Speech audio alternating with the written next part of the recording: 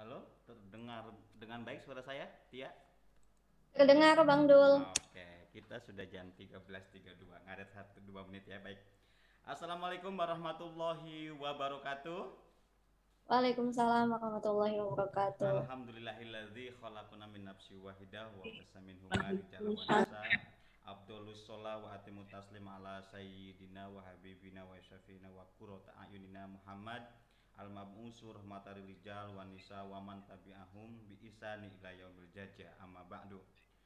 Para santri mubadalah peserta aktif di Zoom dan yang melihat secara langsung di live mubadalah.id dan juga di YouTube suarahima.com yang semoga diberikan kesehatan, kebahagiaan dan membahagiakan.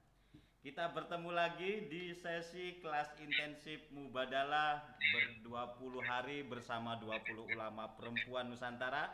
Kursus keluarga bahagia berbasis kitab Membawa Saadah di kelas yang ke-18. Nah, sudah nggak terasa ya, kita 2 hari lagi udah 2 hari lagi kita akan final.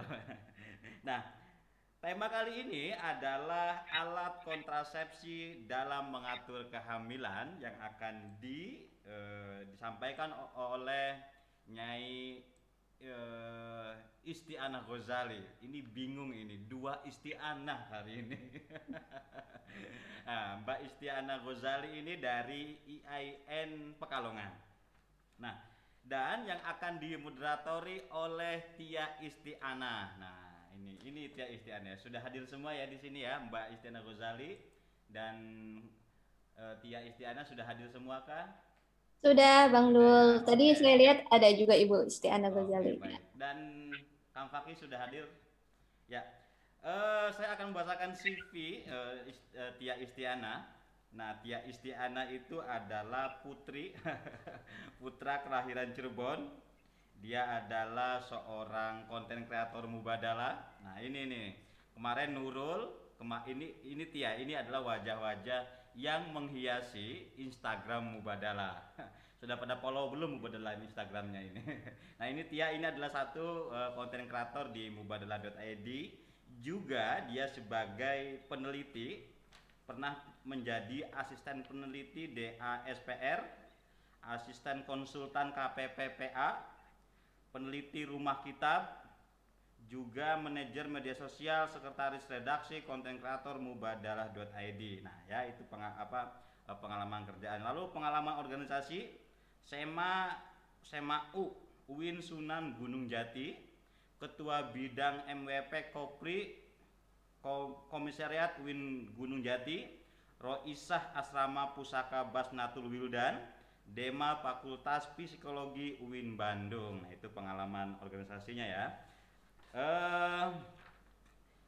Saat ini Tia berdomisili di Gunung Jati, Cirebon. Nah, teman-teman kalau mau ke Gunung Jati, ziarah di Gunung Jati, ini ada Tia di sana. Ya, baik.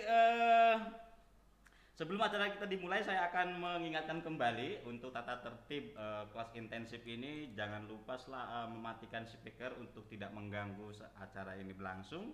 Juga menyalakan video, mengisi absen juga. Nanti kalau mau bertanya di chatroom atau mau bertanya langsung, silakan raise hand. Nah ya, baik, mari kita bertawasul kepada Nabi Muhammad untuk kelas intensif hari ini. Semoga kelas ini penuh dengan keberkahan, keimanan, dan ilmu yang bermanfaat.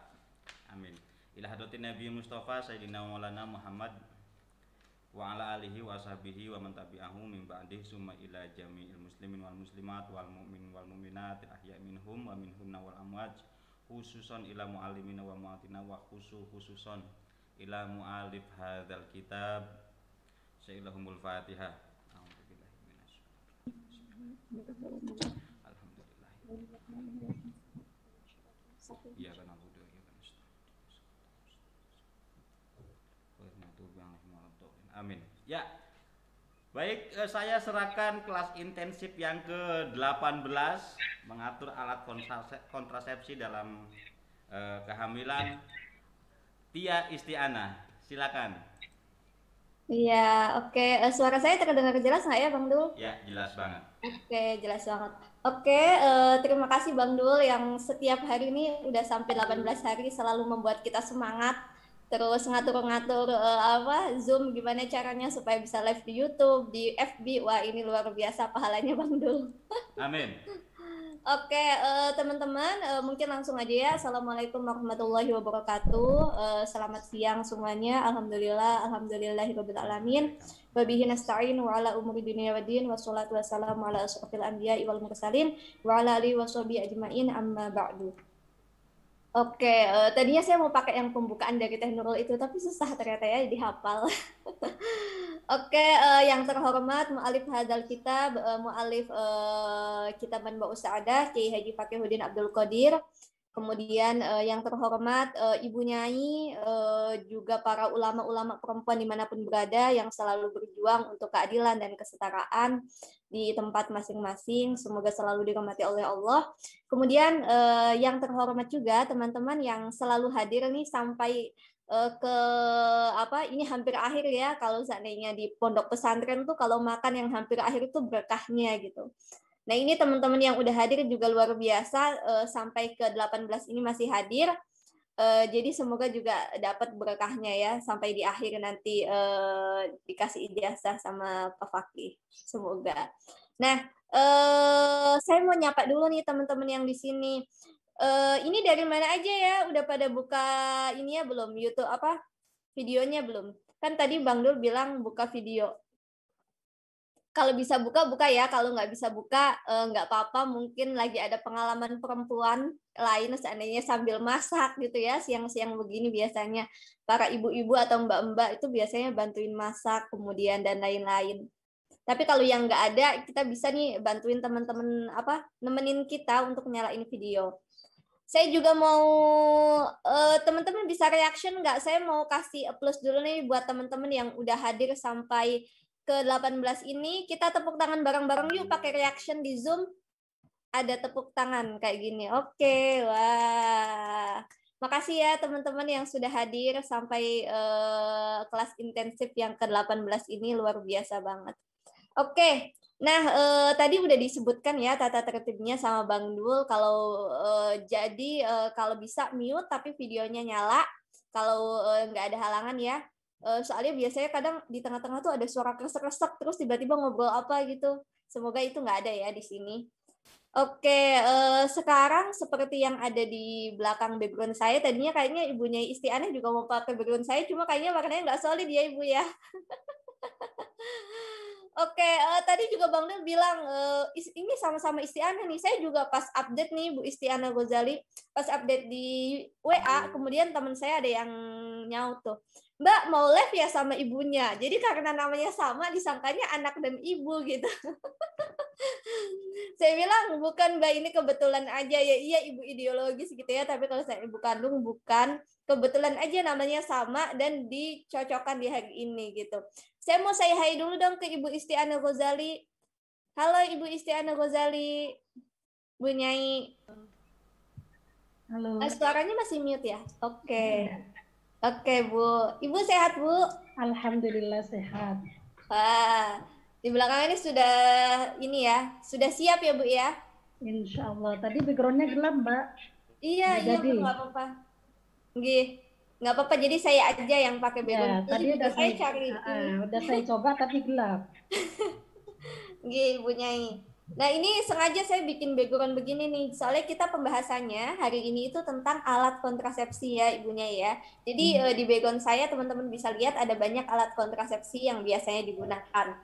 Kayak suntik, kemudian juga kondom dan lain-lain gitu. Nah, sebelum ke Ibu Nyai, saya mau bacain dulu nih CV Ibu Nyai. Siapa sih Ibu Nyai Istianah Ghazali ini?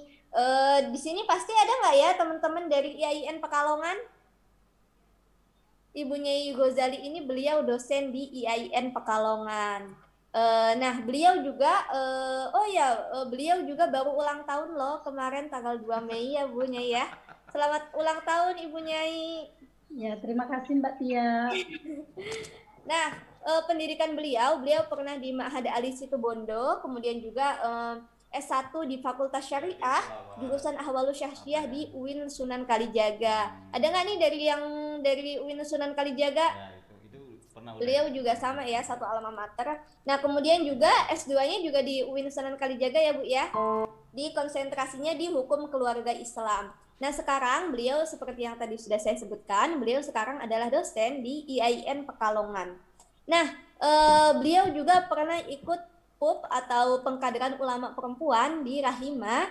Nah, teman-teman yang para ibu nyai yang belum ikut juga bisa ya, biasanya diadakan setiap tahun PUP Rahima itu dan berada di berbagai daerah, dan itu materinya juga pasti luar biasa banget. Jadi teman-teman bisa stay tune di Instagramnya Suara Rahima, di sana biasanya ada pengumumannya.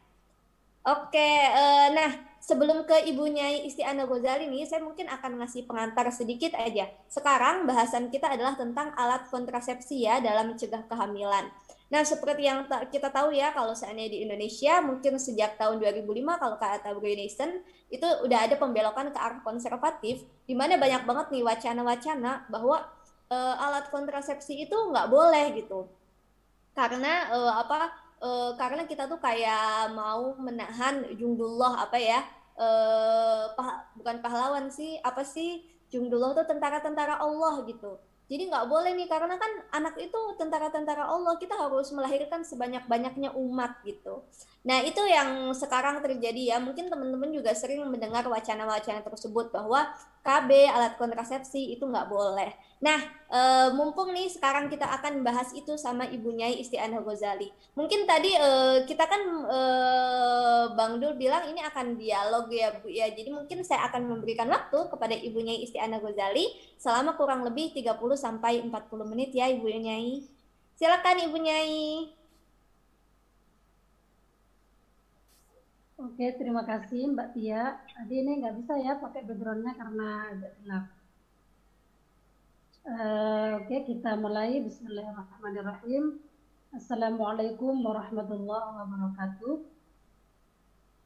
Warahmatullahi wabarakatuh. Ini suaranya jelas Mbak ya? Jelas Ibu Nyai kalau saya ya. Ya. Alhamdulillahirabbil alamin. Assalatu wassalamu ala asyrafil anbiya'i wal mursalin. Sayyidina Muhammadin wa ala alihi wa sahbihi ajma'in. Amma ba'du. Yang terhormat para Ibu Nyai, Kiai Fakih selaku mu'allif kitab Manba'us Sa'adah, dan yang saya banggakan Mbak Tia Isti'anah, nama kita sudah sama ya Mbak, jadi kami kayaknya gampang ini. Selaku moderator pada siang hari ini. Kemudian santri mubadalah, ini ada santriwatinya nggak Mbak? Santriwannya ada nggak? Ada biasanya nih Bu. Saya sering lihat biasanya ada laki-laki. Ya, mestinya itu biar imbang itu harus ada laki-lakinya, karena yang harus dikasih tadi yang laki-laki. Iya. Oke, dalam kesempatan kali ini seperti tadi sudah dihantarkan oleh Mbak Tia bahwa pada siang hari ini kita akan membahas tentang alat kontrasepsi atau KB kalau kita kenal ya, 2 anak cukup, kira-kira begitu. Nah, bicara soal KB atau penggunaan alat kontrasepsi, ini melahirkan atau menimbulkan beragam pendapat di kalangan masyarakat. Tadi kenapa katanya karena akan membunuh para tentara-tentara. Nah, ini karena adanya anggapan bahwa penggunaan alat kontrasepsi tersebut adalah tidak sesuai atau tidak selaras dengan ajaran atau prinsip Islam. Kenapa? Karena di dalam Islam sangat menganjurkan untuk memperbanyak keturunan. Sebagaimana disebutkan di dalam hadis Nabi, tazawwaju al-waduda wal-waluda fa inni mukatsirun bikumul umamah. Jadi menikahilah perempuan yang penyayang dan produktif, kira-kira begitu. Nah,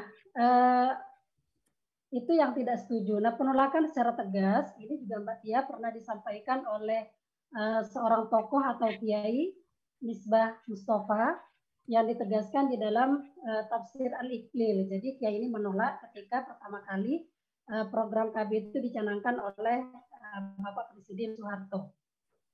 Nah, terlepas dari itu, sebagian masyarakat juga ada yang menerima dengan adanya program KB, dan ada yang sudah mempraktekkan.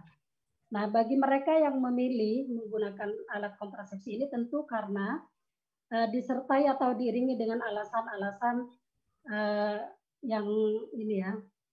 Nah, kira-kira atau mungkin alasan kalau yang ditegaskan di dalam kitab ini, salah satunya adalah karena kesehatan medis. Jadi seorang ibu memilih untuk menggunakan alat kontrasepsi karena adanya kepentingan atau kesehatan medis yang di dalam kitab Al-Fatih disebut as-sihhiyatu tibbiyatu. Kemudian alasan yang kedua biasanya adalah karena wal iktisadiyatu sukaniyatu, karena alasan ekonomi. Nah, ada yang ketiga ini adalah ini jarang sekali ini nih orang yang memperhatikan ini, karena alasan al-jamaliyatul fardiyatu, karena alasan untuk menjaga kecantikan atau penampilan. Nanti kita bahas di belakang tentang ini adalah pendapat Al-Ghazali. Jadi perempuan dibolehkan untuk menggunakan alat kontrasepsi untuk menjaga penampilannya. Nah, untuk tadi karena terjadi beragam pendapat di kalangan masyarakat tentang penggunaan alat kontrasepsi, sebenarnya menurut Islam itu bagaimana Islam memandang penggunaan alat kontrasepsi. Nah, untuk menjawab pertanyaan ini, yang pertama kita harus merujuk kepada Al-Quran sebagai masadirul ahkam yang pertama. Ini ada pesertanya, ada mahasiswa apa santri, Mbak? Oh ya, rata-rata ya? Iya, kayaknya campur deh ya Bunya ya. Ada mahasiswa, ada di sini ada Bunyai Evi juga, ada Pak Fakir. Oh iya. Ada. Nah, ini untuk yang pertama menjawab pertanyaan tersebut, bagaimana sebenarnya Islam memandang persoalan penggunaan alat kontrasepsi untuk mencegah kehamilan. Yang pertama adalah merujuk kepada Al-Quran. Nah, ternyata di dalam Al-Quran ini tidak ada ayat yang secara sharih atau secara tegas melarang atau membolehkan dalam menggunakan alat kontrasepsi. Ya, tidak ada di dalam Al-Quran secara sharih, walaupun nanti ada beberapa ayat yang memiliki korelasi dengan penggunaan alat kontrasepsi ini. Nah, kemudian yang kedua, kita merujuk kepada sumber hukum yang kedua, yaitu hadis Nabi. Nah, di dalam hadis ini kita menjumpai satu hadis Nabi yang ditegaskan dalam sabda Nabi, kunna na'zilu fi ahdi Rasulillah. Jadi di situ ada metode azl. Azl ini adalah salah satu metode yang paling sederhana untuk mencegah terjadinya kehamilan. Kira begitu. Nah, kalau di kitab ini tentang alat kontrasepsi itu ada di halaman 75 ya. Jadi pada kesempatan kali ini kita akan membahas yang pertama, poinnya adalah bagaimana hukum azl menurut pandangan fuqaha. Kemudian yang kedua, bagaimana menggunakan alat kontrasepsi selain dengan cara atau metode azl itu bagaimana. Nah, kemudian yang ketiga, kita juga perlu membahas tentang sebenarnya yang berkewajiban menggunakan atau yang berhak menggunakan alat kontrasepsi itu siapa? Apakah perempuan atau laki-laki? Nah, itu juga perlu dijelaskan karena selama ini banyak yang alatnya tersedia untuk perempuan ya. Nah, sebenarnya Islam memandang itu bagaimana? Yang pertama mungkin yang karena pesertanya banyak yang belum menikah mungkin nggak tahu azl itu apa. Ada yang belum menikah? Ada yang sudah menikah belum? Saya juga belum Ibu Nyai. Oh ya, ini sambil belajar Mbak ya. Berarti yang tahu azl ini cuma saya ya, karena yang menikah cuma saya. Dan kiai yang lain ya. Saya sudah Bu Nyai, Hadira sudah menikah Bu Nyai. Oh iya. Iya Mbak, kira-kira bisa dibayangkan lah ya azl itu apa. Nah, kalau di dalam kitab-kitab fikih dijelaskan wal azlu, azl itu adalah huwa ayyujami ar-rajulu zaujatahu fa idza qarabal inzala naza'a dzakarahu wa anzala al-maniyya kharija farjiha. Ini panjang sekali ya definisinya, padahal kalau disingkat bisa pendek.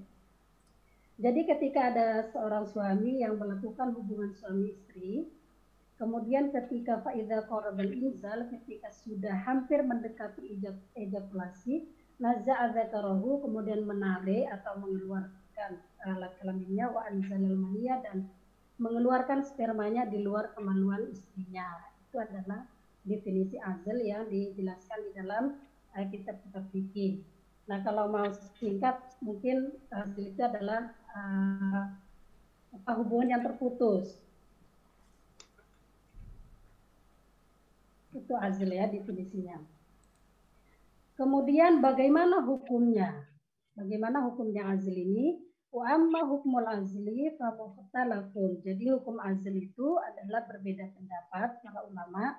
Seperti dalam persoalan-persoalan yang lain, para ulama juga berbeda pendapat di dalam menghukumi hukum azl ini. Nah, di sini dijelaskan fa in azala faqad ikhtalafal ulama'u fi ibahatihi. Jadi ulama berbeda pendapat tentang kebolehan azl wa karahatihi, dan tentang kemakruhannya. Ala arba'i madzhabiba, ini terbagi kepada 4 pendapat. Yang pertama adalah famin mubihin mutlaqan bi kulli halin. Jadi yang pertama ada yang membolehkan secara mutlak tanpa syarat-syarat tertentu. Kemudian yang kedua, wa min muharramin bi kulli halin, ada yang mengharamkan secara mutlak. Kemudian yang ketiga, wa min qail yuhillu biridhaha wa la yuhillu duna ridhaha. Yang ketiga adalah itu dibolehkan dengan catatan harus mendapatkan izin dari istrinya. Jadi kalau istrinya tidak mau, ya tidak boleh melakukan azl, karena ini harus mendapatkan kerelaan dari istri. Di sini juga dijelaskan kenapa harus mendapat kerelaan dari istri. Wa ka'anna hadzal qail yuharrimu, karena azl itu dimungkinkan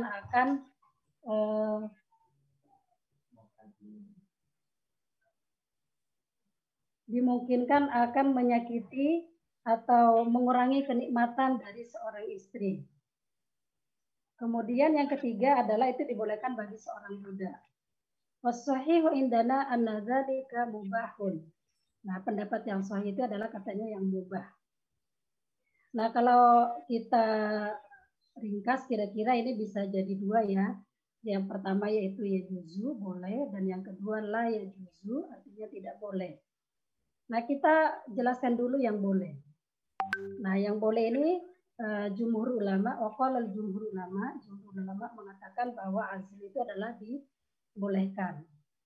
Nah, selain jumhur ulama juga di sini ditegaskan yang membolehkan itu adalah Imam Al-Ghazali. Jadi Imam Al-Ghazali membolehkan tentang azl. Nah, kalau teman-teman mau ngecek tentang pendapat Al-Ghazali, ini di dalam kitab Ihya, itu di juz 2 ketika Al-Ghazali menjelaskan tentang adabul jima'. Jadi sebenarnya menurut itu tidak boleh seorang suami terhadap istrinya tanpa ada alasan-alasan, karena itu termasuk dari tata krama atau jima'. Di kitab Ihya juz Kitabun Nikah dan subbab adabul jima'. Nah, itu dibolehkan. Kemudian Al-Ghazali juga didukung oleh ulama fikih yang lain tentang kebolehan bagi seorang suami untuk melakukan azl terhadap istrinya. Walaupun sebagian ada yang mengatakan wa qalu dzalika li'annahu, ada yang mengatakan itu tidak boleh karena akan mengurangi kenikmatan dari seorang istri. Fa idza adinathu, jika istri itu mengizinkan suaminya untuk melakukan azl, shara al-azlu mubahan, maka dibolehkan azl tersebut. Jadi ini menjaga agar istrinya tetap mendapatkan kenikmatan dalam melakukan hubungan seksual. Itu kira-kira ulama yang membolehkan. Lalu apa dalil atau argumentasi dari ulama yang membolehkan jumhur termasuk Al-Ghazali? Nah, ini bersumber dari hadis Nabi, kurang lebih ini ada 5 hadis Nabi yang ini maknanya hampir sama ya, semua walaupun redaksinya ada yang berbeda. Salah satunya adalah hadis riwayat dari Bukhari, Muslim, kemudian dari Abu Daud, kunna na'zilu fi ahdi Rasulillah ala ahdi Nabi sallallahu alaihi wasallam. Wal Qur'anu yanzilu. Jadi pada masa Nabi kami pernah melakukan azl katanya, wal Qur'anu yanzilu. Kemudian hadis yang kedua, kunna na'zilu ala ahdi Rasulillah sallallahu alaihi wasallam. Fabalagha dzalika Nabiyallahi sallallahu alaihi wasallam falam yanhana. Jadi ketika ini sama dengan yang di atas tadi, kami pernah melakukan azl dan tindakan atau perilaku atau perbuatan azl tersebut sampai kepada Nabi. Falam yanhana, kemudian Nabi tidak melarang. Kemudian hadis berikutnya ini juga dari riwayat yang sama. Inna na'zilu, kami melakukan azal, faza'amti. Nah ini yang menarik ini. Kemudian orang Yahudi itu, faza'amti al-Yahudu, kemudian orang Yahudi itu menyangka atau menuduh bahwa annaha, sesungguhnya azal itu al-mau'udatus sura adalah disamakan dengan membunuh membunuh janin. Nah itu disamakan. Kemudian kata Nabi, faqala, itu tidak benar. Bahwa orang Yahudi itu adalah perkataannya tidak benar, itu adalah bohong, kata Nabi. Innallaha idza arada ayyuhliqahu lam yamna'hu. Jika Allah menghendaki untuk menciptakan seorang manusia, maka tidak ada yang mampu menghalanginya. Nah, hadis yang kelima adalah dari Usama. Inni a'azilu, dia bertanya, apakah aku boleh? Ini ada seorang laki-laki yang memiliki budak. Anna rajulan, datang sesungguhnya seorang laki-laki, datang ila Rasulullah, kepada Rasulullah, faqala, kemudian dia berkata, ini a'azilu, apakah aku boleh melakukan azal animrati terhadap istriku? Faqala Rasulullah, lalu Rasulullah menjawab, lima taf'alu dzalika, kenapa kamu akan melakukan itu? Kemudian si laki-laki menjawab, karena ushfiqu ala waladiha, karena dia merasa kasihan terhadap istrinya yang ala waladiha au ala auladiha. Nah ini mungkin istrinya lagi hamil ya. Jadi dia kasihan kalau katanya harus tidak melakukan azl. Kemudian Nabi laukana dzalika darron darrafa risawar rumah. Nah ini kira-kira ulama yang membolehkan azl beserta dalil-dalilnya tadi berdasarkan dari atau yang bersumber dari hadis Nabi itu yang membolehkan. Nah kemudian di dalam kitab Ihya ini juga yang sudah dituliskan di dalam kitab Manba'us Sa'adah yang halaman 78 ditegaskan bahwa Al-Ghazali itu meringkas tentang kebolehan azl itu ditinjau dari segi niatnya. Kemudian kata Al-Ghazali, fa illam yakun al-azlu makruhan, maka azl itu tidak bisa dikatakan atau dihukumi makruh min haitsu, dari segi annahu, sesungguhnya azl itu memiliki tujuan adalah liwujudil waladi, annahu daf'u liwujudil waladi, untuk menolak atau mencegah kehamilan, itu tidak bisa dihukumi makruh. Nah, kemudian Al-Ghazali meringkas bahwa azl itu bisa boleh, bisa tidak boleh dilihat dari niatnya. Nah, yang pertama adalah al-ula fi sarori, seorang suami boleh melakukan azl terhadap budak perempuan. Kemudian yang kedua, as-saniyatu istibqa'u jamalil mar'ati, yaitu untuk memelihara kecantikan perempuan. Jadi pada masa itu ini Imam Al-Ghazali sudah keren ya Mbak Tia ya. Sudah memperhatikan penampilan perempuan. Jadi katanya biar perempuan tidak masa setiap tahun mau hamil terus. Nah ini memberi kesempatan kepada istri biar bisa me time, kira-kira begitu ya. Biar bisa luluran dan lain-lain, bisa mengurus diri sendiri. Nah ini sudah keren Imam Al-Ghazali memperhatikan kecantikan perempuan. Ya, untuk menjaga kecantikan perempuan itu dibolehkan mencegah kehamilan dengan menggunakan metode azl. Kenapa katanya? Karena itu khawatir kalau istrinya tidak bisa merawat diri min khatarit tolaki, nah itu akan terjadinya tolak. Ini benar kalau kata orang tua. Saya biasanya setiap kali habis melahirkan, Mbak Tia, saya selalu berpesan harus bisa merawat diri katanya. Nah ini kira-kira Al-Ghazali ini untuk memberikan kesempatan kepada perempuan biar bisa luluran, biar bisa merawat diri, kira-kira untuk menjaga kewarasan perempuan lah ya, atau istri, masa setiap tahun suruh melahirkan, menyusui dan lain-lain. Kemudian yang ketiga, as-salisatu al-khawfu min kasratil haraji bisa babi kasratil auladi. Jadi yang ketiga karena alasan min kasratil haraji, banyaknya atau bertambahnya kesulitan, bisa babi kasratil auladi, karena banyaknya anak.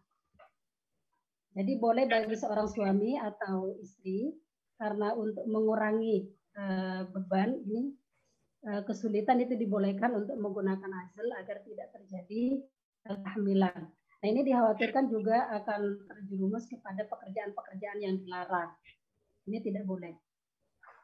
Nah, ini saya ingin mengutip pendapat dari Said Sabiq yang ditulis di dalam Fiqh Sunnah. Said Sabiq mengatakan bahwa idza kana rajulu, jika seorang laki-laki itu mu'ilan adalah lemah, artinya la yastati'ul qiyam ala tarbiyati abna'ihi tarbiyati sahihati. Jadi seorang laki-laki atau seorang bapak yang lemah atau tidak memiliki kemampuan untuk mendidik anaknya dengan baik, sahihah, artinya tidak bisa mendidik anak dengan baik. Kemudian yang kedua, ingkana rajulu fakiron, jika bapaknya itu adalah seorang fakir atau orang yang tidak mampu. Dan yang ketiga adalah idza kanatil mar'atu dhaifan. Nah, jika seorang perempuan itu adalah lemah. Nah, dalam kondisi-kondisi seperti ini, kata Said Sabiq, itu dibolehkan bagi fafi hadza mithlu hadhil ahum. Nah, itu dibolehkan tahdidun nasli untuk melakukan pencegahan kehamilan. Bahkan ada sebagian ulama yang mengatakan bahwa dalam kondisi seperti yang sudah tadi saya sebutkan, misalnya bapaknya tidak mampu, kemudian baik secara ekonomi tidak mampu, kemudian ibunya juga dhaifan, lemah, itu ada sebagian ulama yang mengatakan ra'a anna tahdida fi hadhil halati la yakunu mubahan faqat. Jadi Mbak Tia tidak hanya sekedar mubah, tetapi bal yakunu manduban ilaihi. Jadi ada ulama yang mengatakan bahwa melakukan pencegahan kehamilan itu hukumnya adalah sunnah, dengan kondisi-kondisi tadi, karena bapaknya tidak mampu, kemudian karena ibunya lemah. Nah, ini banyak sekali ya yang istri misalnya ketika hamil, ini kesehatannya harus diperhatikan mengingat angka kematian ibu itu masih tinggi. Nah, salah satu sebabnya angka kematian ibu itu adalah karena misalnya jarak yang terlalu dekat antara anak pertama dengan yang kedua. Kemudian selain itu karena anaknya terlalu banyak. Kemudian juga karena usia si ibu ini termasuk dalam kategori dhaifan, ibu yang memiliki risiko ya untuk hamil. Jadi karena usianya terlalu tua atau usianya juga terlalu muda, itu juga termasuk kategori dari perempuan yang dhaif atau perempuan yang lemah untuk hamil. Nah, dalam kondisi semacam ini, ada ulama yang membolehkan bahwa melakukan pencegahan kehamilan itu tidak hanya sifatnya atau tidak hanya mubah, tetapi juga disunahkan. Oke, kira-kira begitu yang boleh ya. Kita lanjut. Ini bisa dipahami teman-teman ya. Para peserta ini ada 81. Iya. Kalau nggak bisa dipahami bisa nanya. Kalau mau nanya juga bisa langsung di chat dulu ya Bu ya. Oke, bisa. Itu yang boleh ya.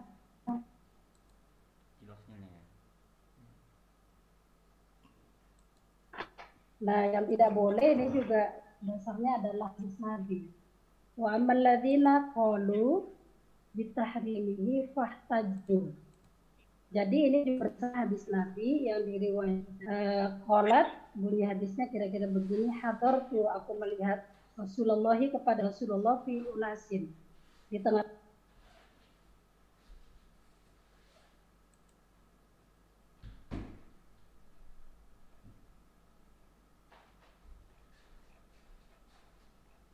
istrinya sedang hamil.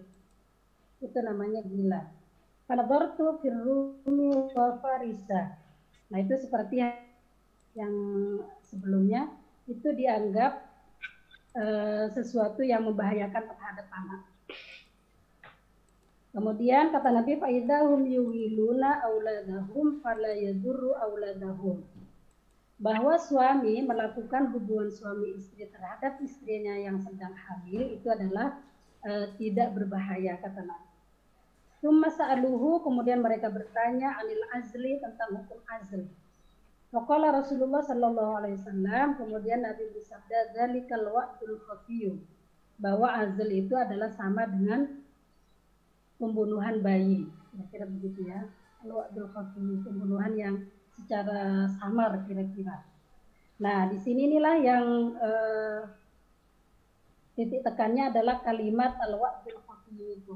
Itu tuh, bentar.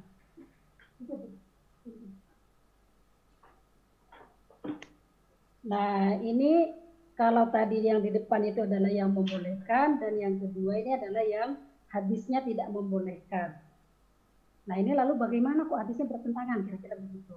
Nah, ini juga diriwayatkan, dikatakan dari Ibnu Qayyim al-Jauziyah, bahwa hadis yang tadi itu adalah yukhalifu al-hadithul katsiratu fi ibahatil azli.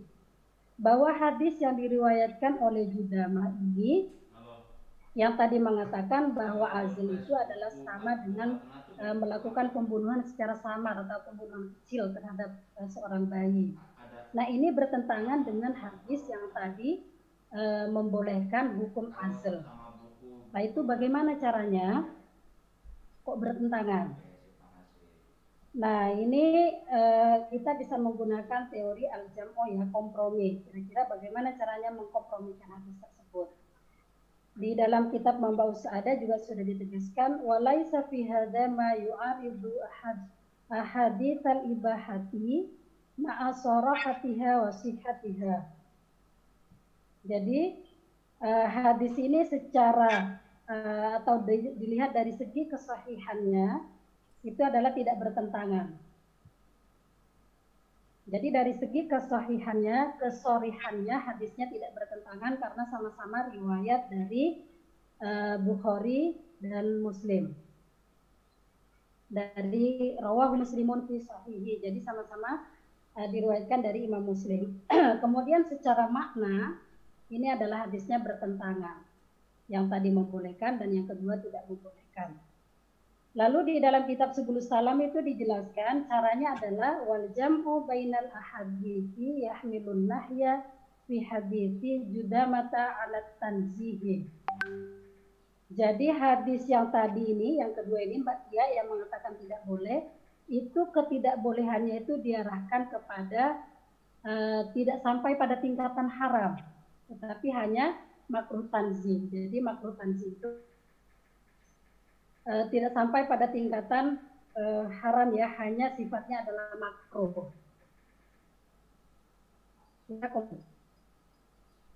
Ini bisa dipahami sampai sini? Ya. Oke ya, jadi al-jam'unya dilakukan kompromi terhadap makna hadis, walaupun secara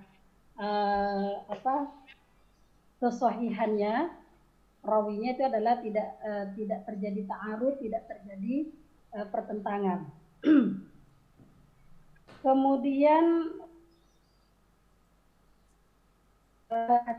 jangan ragu katanya bahwa hadis yang diriwayatkan oleh Jabir yang bunyinya adalah kunna na'zilu ala hadin nabi itu sharihatun sahihatun, hadisnya adalah sharih, tegas dan sahih hadisnya. Fi jawazil azli, di dalam kebolehan tentang hukum azl. Waqad qala asy-Syafi'i, adalah pendapat Imam Syafi'i. Kira-kira begitu ya, yang tadi sudah azl itu ada, kalau sedikit saya simpulkan, azl itu ada yang boleh dengan tadi dalil-dalil dari hadis Nabi. Kemudian yang kedua adalah yang tidak boleh, itu juga disertai dengan hadis Nabi. Karena terjadi ta'arud secara makna, maka dilakukan kompromi atau teori al-jam'u dengan mengatakan bahwa hadis yang diriwayatkan oleh Judama yang mengatakan bahwa azl itu adalah termasuk dari kategori pembunuhan bayi, itu ketidakbolehannya itu tingkatannya hanya sampai kepada makruh saja, tidak sampai kepada haram. Nah, kemudian yang kedua yang kita bahas hari ini adalah bagaimana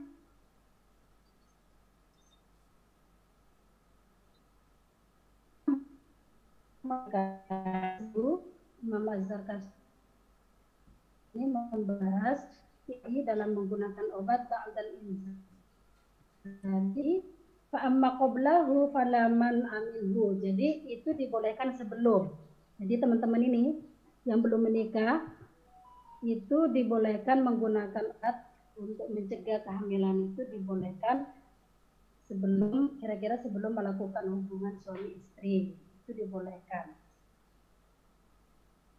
Kemudian kalau sudah ya fa'amma qablahu falaman aminhu. Kalau sesudahnya itu adalah tidak boleh. Ini sudah jam 14.13 ya. Iya. Kemudian yang terakhir yang ingin ini juga ini waya pokok al-ijtihadu ini ulama-ulama kontemporer juga membahas tentang persoalan KB dari pil KB kemudian suntik. Ini juga sudah dibahas oleh para ulama kontemporer yang diwakili oleh keputusan NU atau Majelis Tarjih, juga ini sudah membolehkan melakukan menggunakan alat kontrasepsi seperti pil KB, kemudian suntik, ada kondom, kemudian ada implan dan lain-lain sebagainya. Itu yang dibolehkan oleh ulama Nusantara yang diwakili oleh keputusan NU dan juga diwakili oleh keputusan Majelis Tarjih, itu boleh ya. Dan yang terakhir yang mau kita bahas juga wayam bagi ayatuna, sebenarnya yang berkewajiban atau yang berhak menggunakan alat kontrasepsi itu siapa? Karena selama ini ketika kita menyebut KB itu identik dengan perempuan. Ketika sudah selesai nifas biasanya ibu-ibu yang terlibat, ibu sudah KB apa belum? Pakainya KB apa? Nah, ketika saya ke dokter juga biasanya ditanya mau KB, yang KB istrinya apa istrinya? Biasanya begitu dokter bertanya. Ini sesuai sama salah satu pertanyaan Bu Nyai, ada yang nanya juga Ya. gitu. Oh iya. Ya. Iya. Dia bilang bahwa kenapa ya? Pertanyaannya. Oh iya. Iya sama Iya, kayak iya. Ibu Nyai, Gimana, kenapa perempuan yang harus pakai KB? Padahal biasanya KB itu menyebabkan pendarahan untuk perempuan ya, kemudian kegemukan, jerawat, pendarahan terus-menerus. Mungkin kayak cerita yang Mbak Ikoh ya, kemarin itu 9 bulan dia pendarahan terus-menerus gitu. Oke, ini apa sekalian saya jawab atau gimana ini? Iya, bisa Bu Nyai, tadi Bu Nyai mau bahas juga ya? Oke ya. Ya. Jadi kenapa kok yang berkewajiban atau yang berhak menggunakan alat kontrasepsi itu sebenarnya siapa? Nah, ini di dalam kitab Mambaus Sa'adah ini sudah ditegaskan bahwa wayan bagi ayatuna, bagi pasangan suami istri mau menggunakan KB atau tidak menggunakan KB, atau mau menggunakan KB yang tipe yang apa, media yang mana, apakah kondom, apakah IUD misalnya, atau implan dan lain sebagainya, itu harus didasarkan dengan keputusan bersama. Jadi kira-kira suami dan istri harus berembuk dulu yang mau menggunakan KB siapa. Walaupun selama ini juga media-media KB itu adalah lebih banyak menyasar kepada perempuan. Ini benar juga, ini saya sudah mengalami yang IUD ya sama yang pil ini pengalaman saya. Yang IUD itu juga ada enaknya, ada enggak enaknya ya. Itu juga ada yang pendarahan, belum yang perut sakit misalnya, ada yang head secara terus-menerus. Ini juga harus mendapat perhatian ini. Kenapa kok yang menggunakan KB ini adalah perempuan? Mestinya mau menggunakan KB itu merupakan hak bersama antara suami dan istri. Di sini juga ditegaskan wa anna haqqal hamli, sesungguhnya hak untuk hamil, awin nasli atau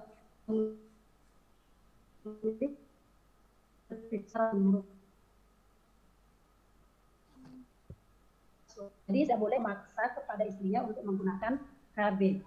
Atau istri juga tidak boleh memaksa kepada suaminya untuk menggunakan KB. Jadi harus dirembuk bersama. Kira-kira yang lebih maslahah atau mafsadatnya yang paling kecil itu siapa? Apakah ketika suami menggunakan kondom itu dianggap misalnya lebih nyaman, monggo itu bisa digunakan.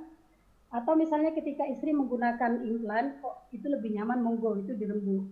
Yang penting di situ tidak ada pemaksaan antara satu pihak kepada pihak yang lain, baik dari suami ataupun dari istri. Jadi penggunaan alat kontrasepsi ini adalah merupakan hak bersama, boleh suami, boleh istri.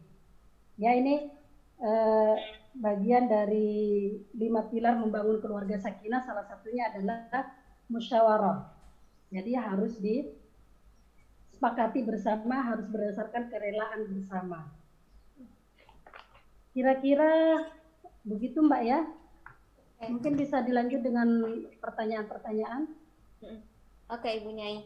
Nah, teman-teman, sebelum mungkin lanjut ke, oh ya, udah ada yang raise hand ya. Tapi sebelum lanjut ke pertanyaan, ada video dulu ya, Bu Nyai. Jadi supaya kalau teman-teman mau ngetik bisa ada waktu, silakan diketik. Atau kalau nggak mau ngetik, mau ngomong, bisa raise hand ya, teman-teman. Silakan Bang Dul, video terlebih dahulu.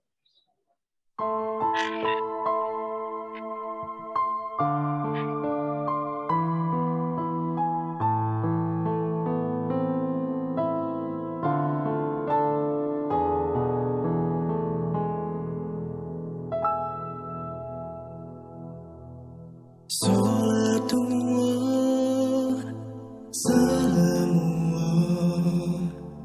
ala Toha Rasulillah.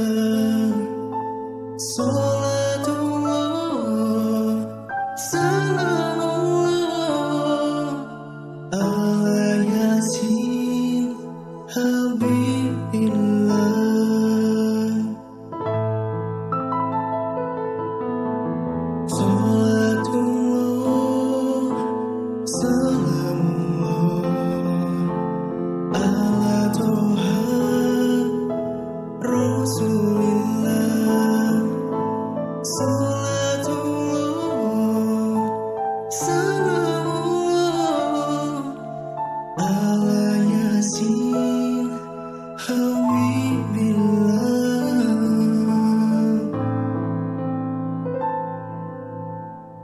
Jaga hati, jaga relasi, jangan kau nodai, jangan hianati. Jaga istri, jaga suami, jangan kau sakiti, jangan tak peduli.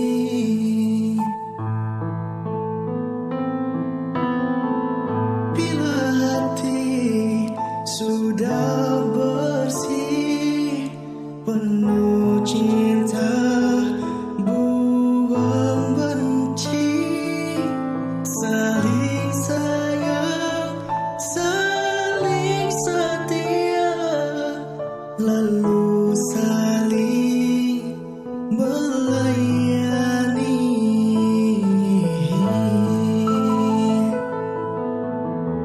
Jaga keluarga, jaga tetangga, jangan bikin susah atau sengsara. Jaga bangsa, jaga semesta,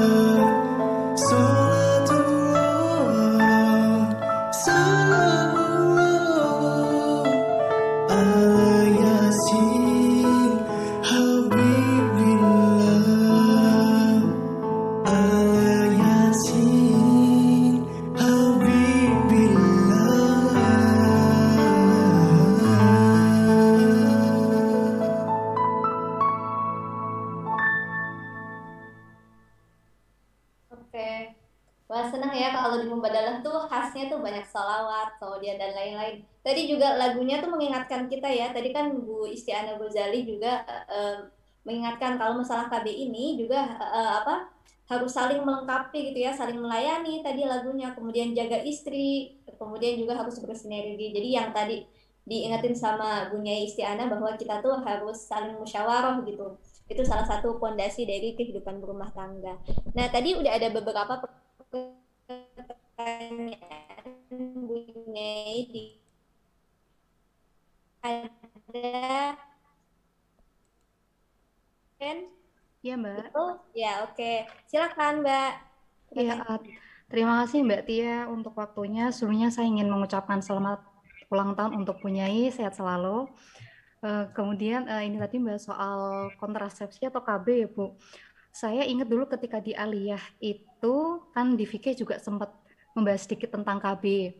Itu juga terkait dengan kita harus punya keturunan yang banyak gitu kan. Tapi gimana katanya banyak anak banyak rezeki. Tapi nyatanya ada juga yang dia pun juga sebenarnya kesulitan secara ekonomi gitu Bu, ataupun mungkin kesulitan yang lain. Nah kemudian guru saya itu bilang, ya kalau misalkan punya argumentasi seperti itu, ingatlah di surat An-Nisa ayat 9 yang kurang lebih bunyinya, dan janganlah kamu meninggalkan generasi yang lemah. Lah mungkin kaitannya dengan ayat ini tuh seperti apa Bu? Apakah An-Nisa ayat 9 ini juga bisa dijadikan argumentasi atau dalil untuk soal persoalan KB dalam kaitannya dengan membatasi kelahiran anak. Kemudian yang kedua, selain ada pil, kemudian ada IUD, jarum, suntik, itu kan saya dengar juga ada metode vasektomi dan tubektomi. Nah, kalau dalam fikih itu ini hukumnya seperti apa Bu? Apakah memang juga diperbolehkan atau bagaimana? Mungkin itu saja Mbak, terima kasih. Oke, terima kasih Mbak Endang. Mau langsung dijawab dulu Bu? Bu Nyai. Dan sepertinya Ibu Nyai masih mute ya suaranya. Masih belum terdengar. Oke. Gimana, mau langsung jawab atau satu-satu? Oh iya. Atau dibaca dulu? Iya. Ibu Nyai lebih senang langsung jawab atau gimana Bu? Langsung aja ya. Oh iya, siap Bu. Nah, kalau tadi, terima kasih Mbak pertanyaannya. Tadi seperti tadi yang sudah saya tegaskan, bahwa Islam menganjurkan untuk memperbanyak keturunan. Tapi di sisi lain katanya bahwa banyak anak banyak rezeki. Kalau kata jargonnya program KB itu 2 anak cukup, 2 anak bisa sejahtera, kira-kira begitu. Nah kemudian bagaimana kaitannya dengan dengan ayat waliyakhshal ladzina law taraku min khalfihim dzurriyyatan dhi'afan. Jadi janganlah meninggalkan keturunan yang lemah. Jadi yang dimaksud dhi'afan di situ itu dalam segi apa? Itu ya semuanya, jangan meninggalkan keturunan yang lemah baik secara ekonomi maupun juga meninggalkan keturunan secara intelektual. Tadi yang kalau kembali kepada pendapatnya Imam Syafi'i tadi yang mengatakan bahwa bagi seorang bapak yang tidak memiliki kemampuan untuk mendidik anaknya dengan baik, karena terlalu banyak anaknya sehingga tidak punya waktu untuk mendidik anaknya dengan baik misalnya, maka di situ dibolehkan untuk menggunakan alat kontrasepsi. Karena salah satu tujuannya juga alat kontrasepsi ini adalah katarbiyati auladin, yaitu agar bisa bagi suami dan istri atau bagi bapak dan ibunya memiliki waktu kira-kira untuk mendidik anaknya, itu dibolehkan. Jadi itu jelas ya ayatnya ya. Itu tidak boleh meninggalkan keturunan baik secara ekonomi lemah secara ekonomi maupun lemah secara intelektual juga. Jadi kita bisa memberikan pendidikan yang baik, kita bisa memberikan makanan yang baik, bisa memberikan gizi yang baik. Ini juga mengingat karena gizi buruk bagi anak itu juga masih banyak. Nah ini jelas ya ayatnya ini seperti tadi yang sudah saya tegaskan, ada beberapa ayat yang secara tidak langsung berhubungan dengan KB, tetapi melalui isyarat atau petunjuk ayat ini, maka bagi seseorang, suami dan istri itu dibolehkan untuk menggunakan alat kontrasepsi untuk mencegah kehamilan dengan tujuan untuk menciptakan generasi yang berkualitas, misalnya ya baik dari segi ekonomi maupun dari segi kualitasnya. Kemudian pertanyaan yang kedua tadi adalah vasektomi ya. Vasektomi, iya Bu. Nah biasanya kalau ke dokter saya selalu ditanya, Bu mau KB. Nah, yang mau KB siapa? Suaminya. Nah, kalau suaminya berarti dipotong. Kata dokter, jangan, nanti suaminya nggak bisa nikah lagi, katanya begitu. Nah, itu karena dokternya laki-laki, Mbak Tia. Jadi, jangan Pak, jangan mau, katanya nanti nggak bisa nikah lagi. Nah, itu bagaimana? Nah, ini di dalam kitab ini dijelaskan bahwa amma mayubtiul habla muddatan. Jadi KB itu dibolehkan hanya dalam waktu yang tertentu saja, temporal artinya ya, tidak untuk selama-lamanya. Nah, yang persoalan vasektomi dan apa satunya Mbak? Ini juga sudah pernah dibahas oleh keputusan NU ya. Itu adalah tidak dibolehkan karena melakukan pemandulan secara permanen, itu tidak dibolehkan. Wala yaqta'uhu, kalau di dalam kitab itu wala yaqta'uhu min aslihi. Kalau B yang permanen itu adalah tidak boleh. Jadi yang boleh itu adalah muddatan. Kecuali ada kondisi-kondisi tertentu. Ini kembali lagi karena selalu di situ jika ada kemafsadatan darul mafasid muqaddamun ala jalbil masolih, seperti tadi pendapatnya Said Sabiq, di situ misalnya yang dimaksud dhaifan itu adalah apa? Kalau misalnya secara medis perempuan ini tidak bisa dia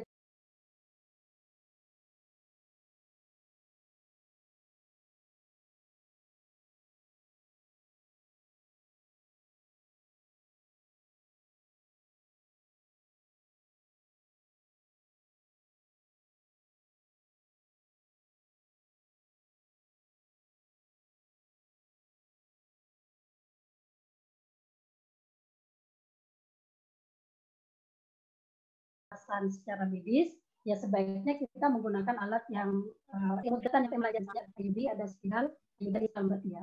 Kemudian ada pil KB, kemudian ada suntik dan lain-lain. Jadi monggo bisa menggunakan, walaupun misalnya di situ juga ada ini ya, tadi juga ini ada yang misalnya headnya tidak teratur. Saya yang pengalaman saya itu pernah yang pil itu pernah 1 tahun. Nah katanya bikin jerawatan, bikin gairah seks menurun, itu juga salah satunya itu. Salah satu efek samping dari KB. Jadi KB ini sebenarnya juga masih menyisakan persoalan bagi perempuan, misalnya pendarahan, head yang secara terus-menerus, kemudian ketika berhubungan misalnya kalau IUD itu biasanya bikin kayak ada yang nusuk-nusuk begitu. Itu juga bikin tidak nyaman.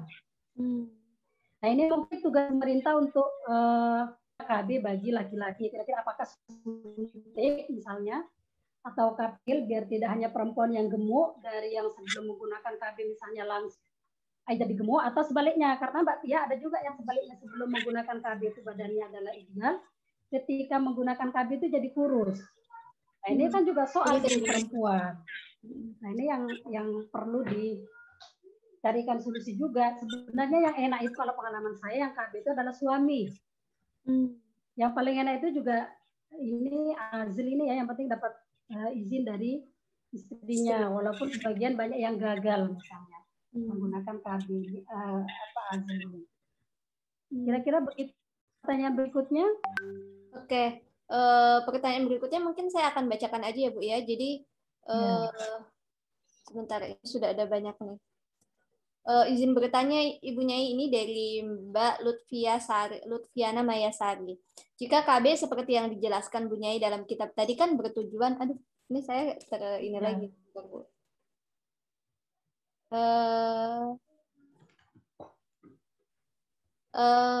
Oke. Dijelaskan Bu Nyai dalam kitab tadi kan bertujuan untuk mengatur kehamilan. Namun saat ini banyak juga KB dengan tujuan pemandulan. Tadi sebenarnya udah dijelaskan ya Bu ya. Ya udah ini ya. Rahim ya. Berarti ini udah ya Bu ya. Jadi kalau seandainya berlangsung lama itu nggak boleh gitu ya. Kemudian kalau seandainya kecuali disertai dengan alasan-alasan atau kondisi-kondisi tertentu, itu menurut saya ya boleh, misalnya untuk kesehatan perempuan itu sendiri. Oke, jadi nggak boleh kalau cuma bolehnya muddatan ya sementara, tapi kalau seandainya ada alasan-alasan khusus itu diperbolehkan. Nah kemudian ini sebenarnya yang tadi sih Bu Nyai, tapi saya mau bacain lagi ya Bu ya. bahwa kenapa sih alat kontrasepsi ini banyak kita anehkan, seperti pil, suntik, iud dan lain-lain hanya diperuntukkan untuk perempuan, sedangkan laki-laki hanya satu, bahkan tidak pernah terdengar kecuali KB alami. Padahal alat kontrasepsi kalau tidak cocok akan berdampak tidak baik bagi kesehatan perempuan, seperti menyebabkan kegemukan, jerawat, pendarahan, yang menyebabkan kepayahan lagi untuk perempuan ini. Iya ya, padahal perempuan itu udah hamil, melahirkan, menyusui, dia juga harus pasang KB gitu kan, itu luar biasa banget gitu ininya ya, burdennya. Kalaupun perempuan tidak KB, nanti ketika terjadi kehamilan lagi seolah-olah perempuan yang disalahkan karena tidak mau melakukan KB tersebut. Oke, yang ini juga sudah terjawab atau mau diulangi lagi Bu Nyai? Oke, ini ya ulangi aja lah sedikit ya. Jadi kalau disebut KB itu identik dengan perempuan.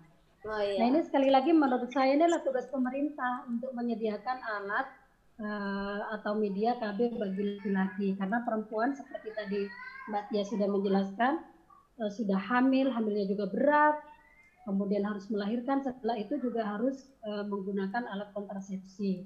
Nah ini juga banyak PR-nya masih ya KB ini ya. Karena di desa-desa juga banyak, tidak hanya ini, kalau IUD ini hanya di perkotaan. Jadi kalau di desa-desa itu banyak yang tidak tahu IUD itu apa Mbak Tia. Jadi tahunya hanya pil, kemudian suntik. Nah ini yang hormonal ya, sekali lagi kalau yang hormonal ini jauh dampaknya lebih ini ya, daripada yang non hormonal. Yang non hormonal itu kan yang IUD dan kondom. Nah ini tidak begitu dikenal di masyarakat menengah ke bawah. Nah ini yang kondom, kemudian yang IUD ini dikenal di masyarakat perkotaan. Nah ini kata dokter, padahal yang paling kecil atau yang paling kecil dampaknya itu adalah yang non hormonal, yang kondom sama yang IUD. Jadi kemungkinan untuk jerawat itu sangat kecil sekali karena dia non hormonal. Tetapi di masyarakat di pedesaan-pedesaan itu tidak mengenal itu juga problemnya. Jadi tugas kita itu adalah memberikan informasi bahwa KB itu misalnya tidak hanya pil, tidak hanya suntikan, tapi ada juga kondom yang itu diperuntukkan untuk suami. Nah, ini tidak banyak yang tahu tentang ini. Rahimah sama Fahmina ini untuk menjelaskan, banyak sekali di kampung-kampung yang tidak tahu kondom itu apa, kemudian IUD itu apa. Padahal itu kata dokter yang paling efek sampingnya yang paling kecil itu adalah yang non hormonal. Jadi kira-kira tidak banyak jerawatnya, kemudian tidak mood swing karena KB itu bisa bikin moodnya naik turun katanya, terus gairah seksnya juga turun. Itu salah satu efek samping dari KB. Jadi KB itu pun juga masih menyisakan persoalan bagi perempuan. Nah ini mestinya tugas pemerintah adalah menyediakan alat KB untuk para laki-laki. Kira-kira begitu. Oke Ibu Nyai, semoga cukup menjawab ya teman-teman. Kalau masih ada pertanyaan lagi bisa di ini. Ini ada pertanyaan lagi Bu Nyai, mau saya bacakan lagi ya. Jadi dari Mbak Lilik Tomapi, beliau bertanya begini, Bu Nyai mau nanya, saya pernah ditanya oleh seorang wanita, suaminya sering melakukan azal karena ejakulasi dini. Nah, selain terapi medis, adakah Islam mengatur atau barangkali ada kiat-kiat agar tidak terjadi ejakulasi dini? Waduh, ini berat ini pertanyaannya, ejakulasi dini, puasa-puasa ini Mbak, siang-siang lagi. Kita bahasnya ejakulasi dini ya Bu ya, lagi puasa-puasa. Ejakulasi dini, gimana caranya biar tidak terjadi ejakulasi dini? Harusnya tanya dokter Boyke kali ya. Tapi bolehlah ya, kalau di Islam mungkin dengan kita kembali ke materi pertama, memperbaiki makanan misalnya juga boleh. Misalnya banyak makan sayur, kemudian bisa berolahraga. Kira-kira begitu ya. Saya kurang banyak tahu juga kalau yang persoalan biar tidak terjadi ejakulasi dini itu. Mungkin kita kembali kepada materi yang pertama, kita berhak untuk mengkonsumsi makanan yang sehat, makanan yang bergizi, itu juga bisa mendukung mungkin ya dengan cara relaksasi, dengan cara berolahraga, biar tidak terjadi ejakulasi dini. Saya tidak punya pengalaman soalnya yang ini, Mbak. Oke Ibu Nyai. Jadi sebaiknya mungkin ditanya ke ahli ini ya Bu ya, ahli kesehatan gitu ya. Ahli seksiologi. Oke, yang tadi ibunya cuma bisa memberikan bahwa kita harus makan yang baik, kemudian tidur yang baik, gitu, istirahat yang baik.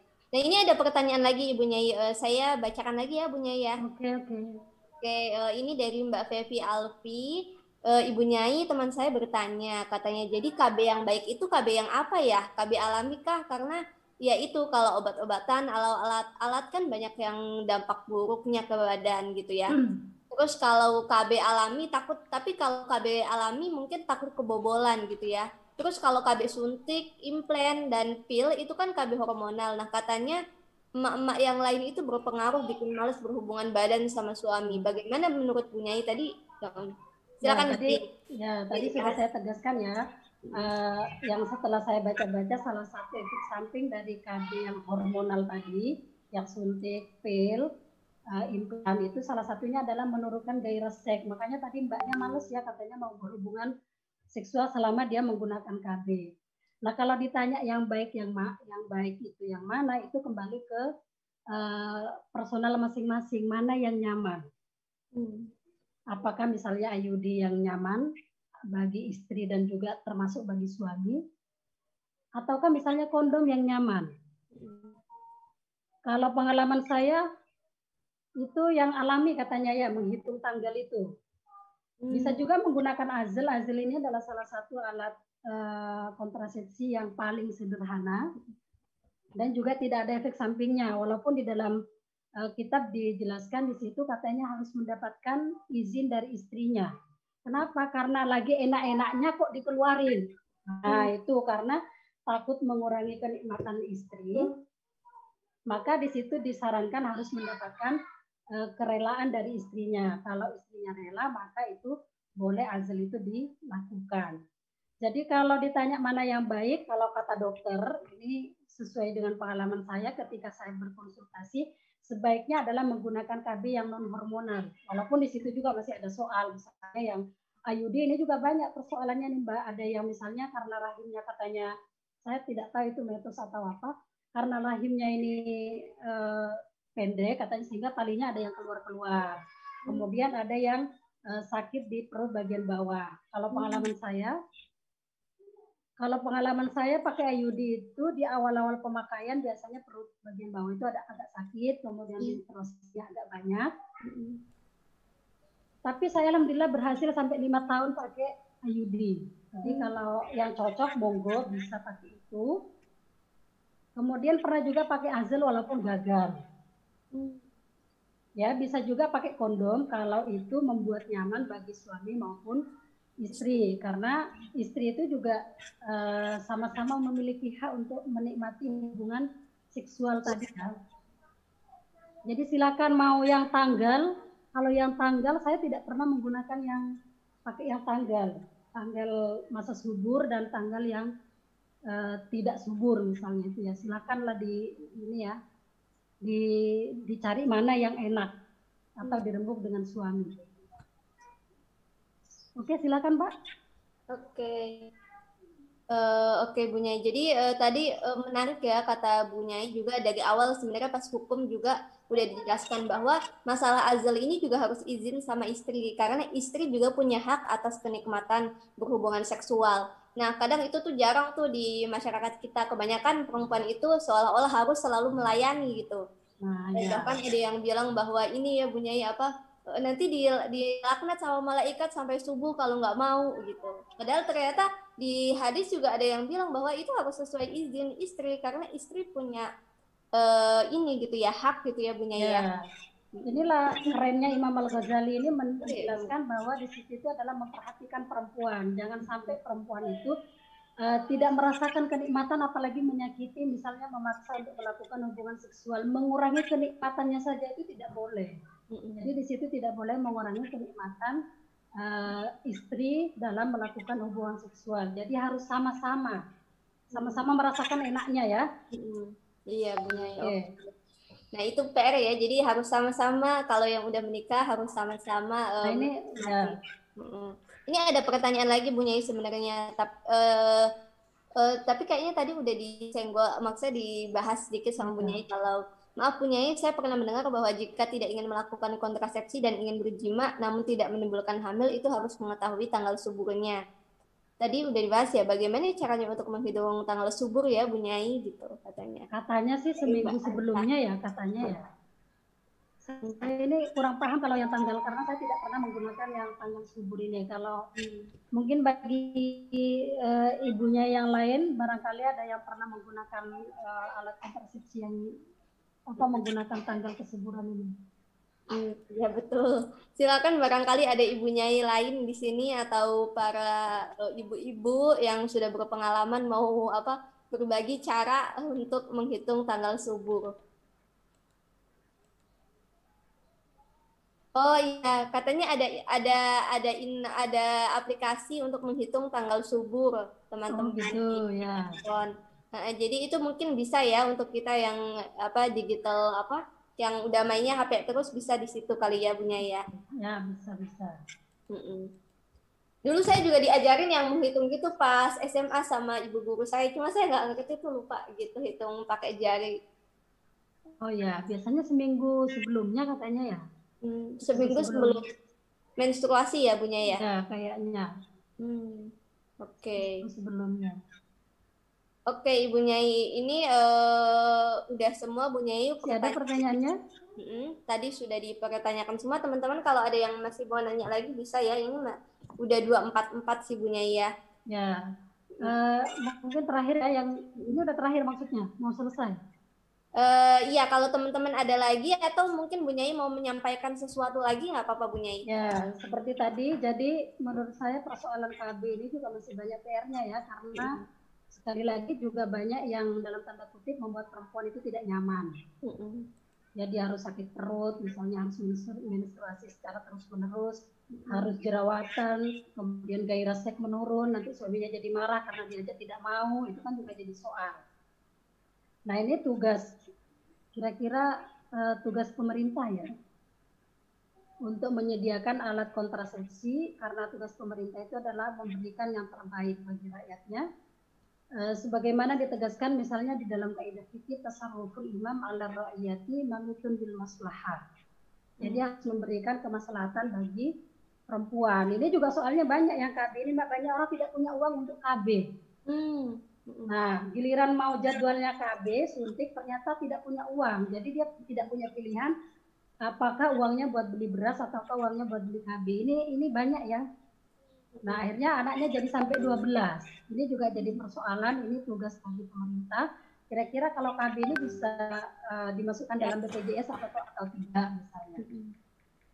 Nah, kemudian kalau tadi dijelaskan bahwa KB itu juga masih ada yang tidak membuat tidak nyaman bagi perempuan.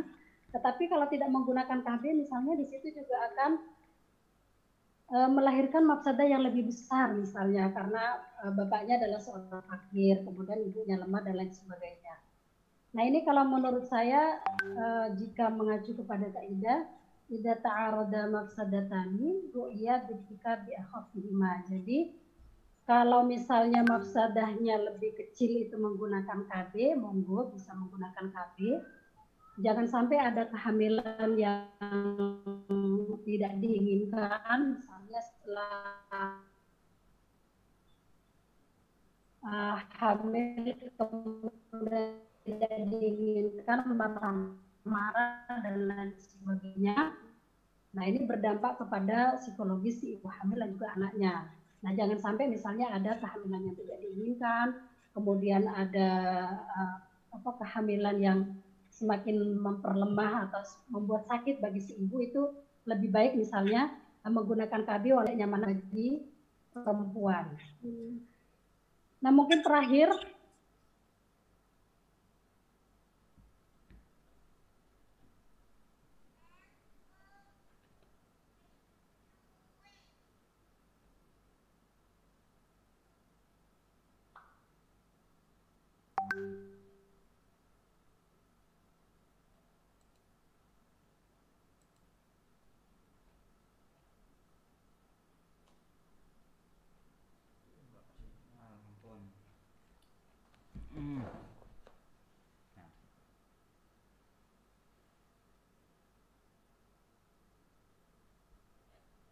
menolak segala bentuk kemaslahatan baik terhadap ibu atau istri maupun juga terhadap ayah sebagai suami dan tentunya juga sebagai terhadap anak. Nah, ini solid untuk menciptakan atau mewujudkan keluarga yang maslahah. Karena katanya semakin sedikit anak, semakin banyak waktu bagi bapak dan ibunya untuk memberikan gizi yang terbaik bagi anaknya. Karena itu mereka kaya dan sejahtera. Kira-kira begitu, Mbak Tia.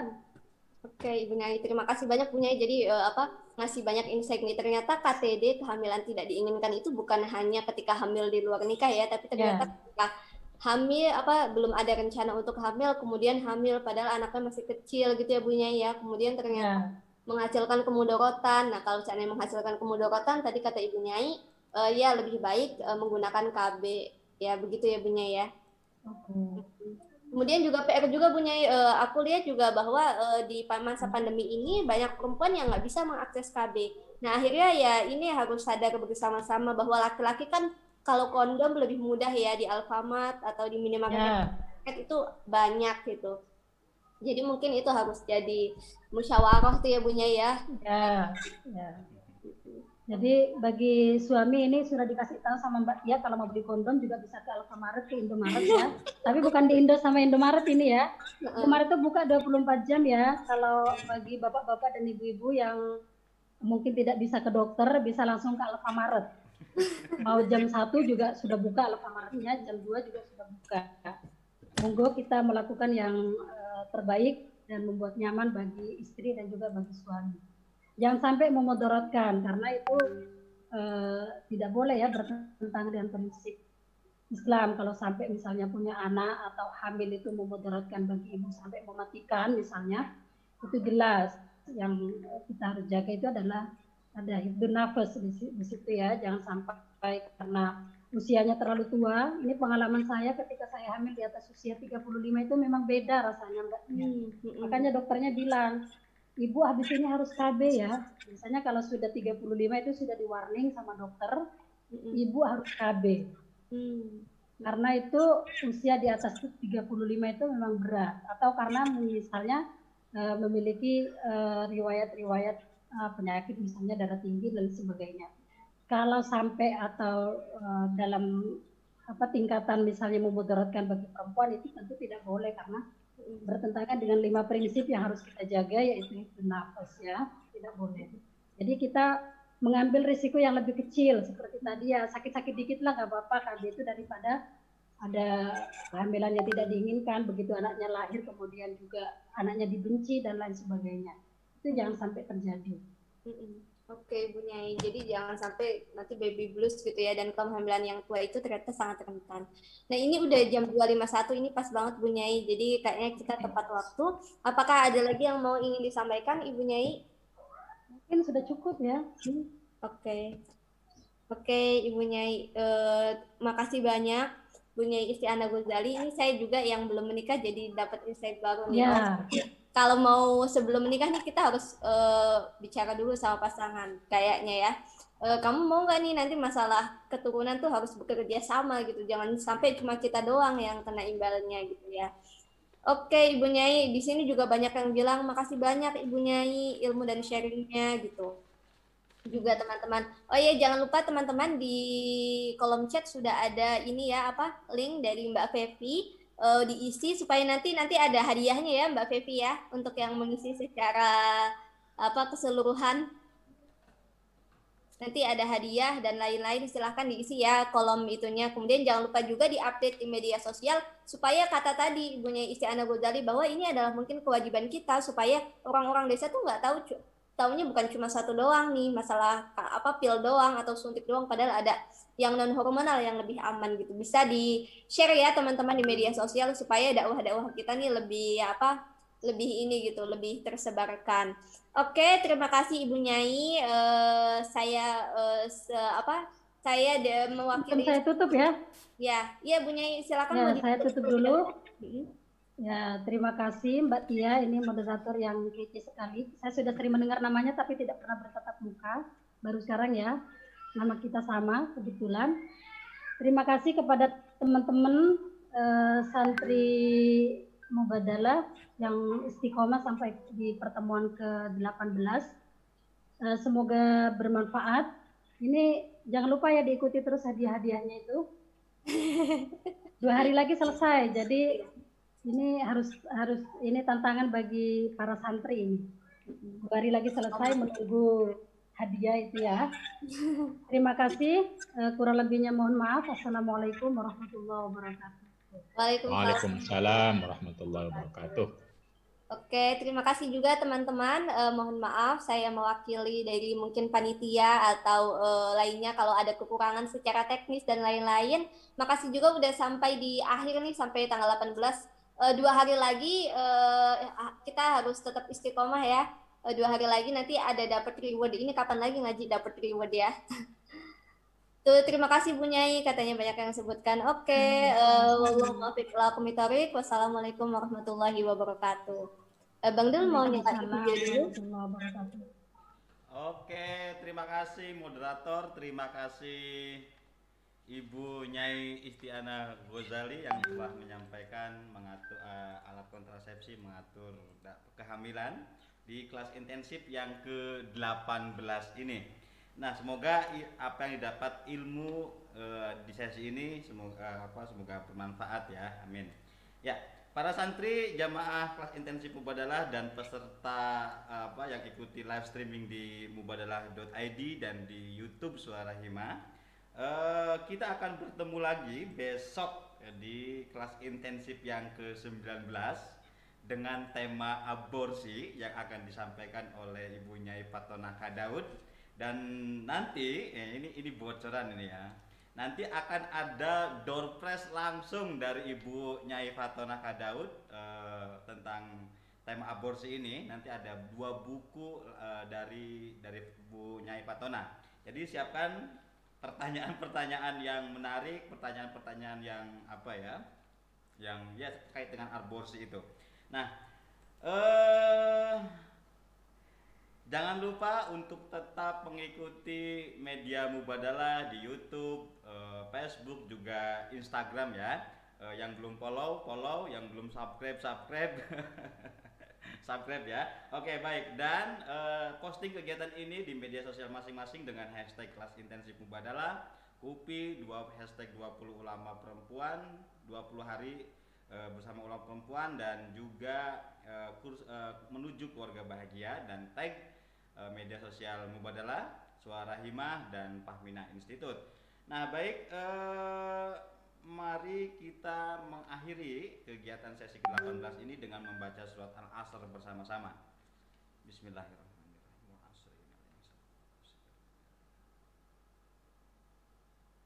Ya, terima kasih. Saya Abdullah, mohon undur diri. Wallahul muwaffiq ila aqwamit thoriq. Assalamualaikum warahmatullahi wabarakatuh. Bersama Mubadalah, inspirasi keadilan relasi. Terima kasih semuanya. Salam buat semuanya.